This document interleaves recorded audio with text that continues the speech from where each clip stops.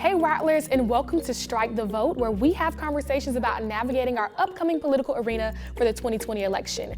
I am Mia Uzzell, a second-year broadcast journalism student from Jacksonville, Florida, and I also currently serve as the managing editor of FAMU's award-winning publication, Journey Magazine. To my right and to my left, I have... Hey, what's up, Rattlers? I'm Xavier McClinton, a fourth-year economics student from Brunswick, Georgia, and I have the privilege of serving as the 69th Student Government Association president. Greetings, Rattlers. My name is Carrington Whigham. I am currently the SJ Vice President, a junior broadcast journalism scholar and theater minor from Dallas, Texas.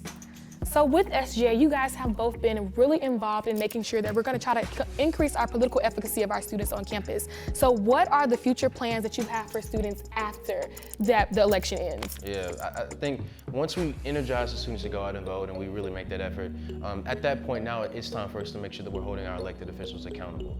So we talk about, from a FAMU standpoint, making sure that the ones locally are supporting FAMU in all their endeavors, from the city commission to the state legislator.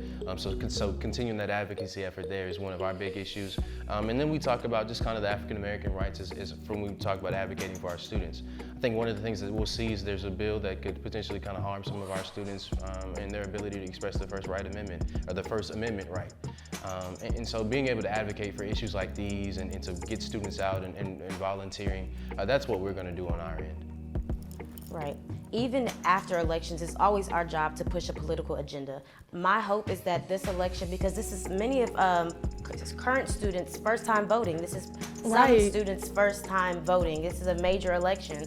So I'm hoping that this election will be a turning point for many people. The importance of voting, the importance of staying politically engaged, the importance of knowing the legislation that's being written around you, about you. So I'm hoping that after this, we just keep going. The conversation continues. In another 4 years, we'll be here again. And even like you said, with civic engagement, I want to do my part with Journey. So what can organizations like myself do to make sure that my staff and even my peers and students are continuing to stay involved? Yeah, I think right now, the Office of Student Activities has a challenge going on between all the organizations to see who can get the most amount of their students registered to vote.